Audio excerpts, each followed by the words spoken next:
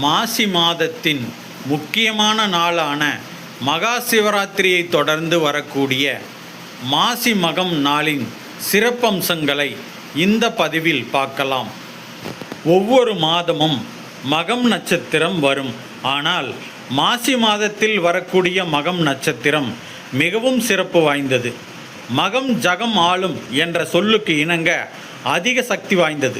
இந்த வருடம் மகம் நட்சத்திரம் 2025 மார்ச் மாதம் 12ஆம் தேதி மாசி மாதம் 28ஆம் நாள் புதன்கிழமை அன்று அதிகாலை 3:53க்கு தொடங்கி மறுநாள் 13ஆம் தேதி அதிகாலை 5:09 மணிக்கு நிறைவு பெறுகிறது.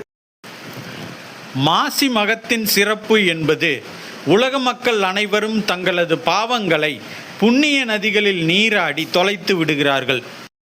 அந்த நவபுண்ணிய ஸ்தலங்கள் ஒருமுறை சிவபெருமானிடம் எங்களது பாவங்களை எவ்வாறு நாங்கள் போக்கிக் கொள்வது ஐயனே என்று கோரிக்கை வைத்தபோது சிவபெருமான் அவர்களிடத்தில் ஒவ்வொரு வருடமும் மாசி மாத மகம் நட்சத்திர நாளில் கும்பகோணம் மகாமக குளத்தில் சங்கமித்து நதிகளாகிய நீங்கள் பாவங்களை தொலைத்து புண்ணியம் பெறலாம் என்று அருளினார் என்பது புராண வரலாறு. பூமிக்கு ஆதாரம் என்பது நீர். அந்த நீர்நிலைகள் அனைத்தும் புனிதமாக கூடிய நாள் இந்த மாசி மகம்.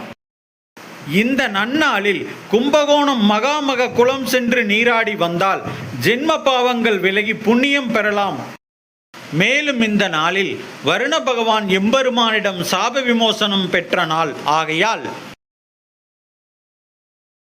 கும்பகோணம் செல்ல முடியாதவர்கள் தங்கள் அருகாமையில் உள்ள ஸ்தலங்களின் நீர்நிலைகளில் நீராடி சிவபெருமானை வழிபட புண்ணியம் பெறலாம்.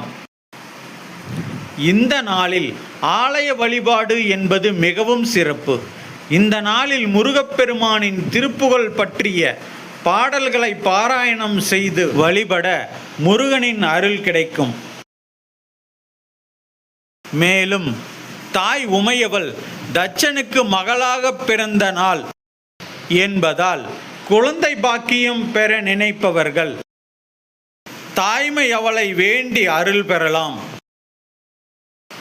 மாசி மகம் அன்று அனைத்து ஆலயங்களிலும் தெப்போற்சவ வழிபாடு நடக்கும் என்பது குறிப்பிடத்தக்கது.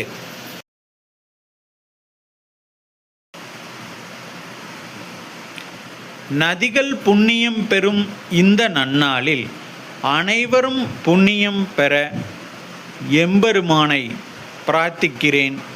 நன்றி, வணக்கம்.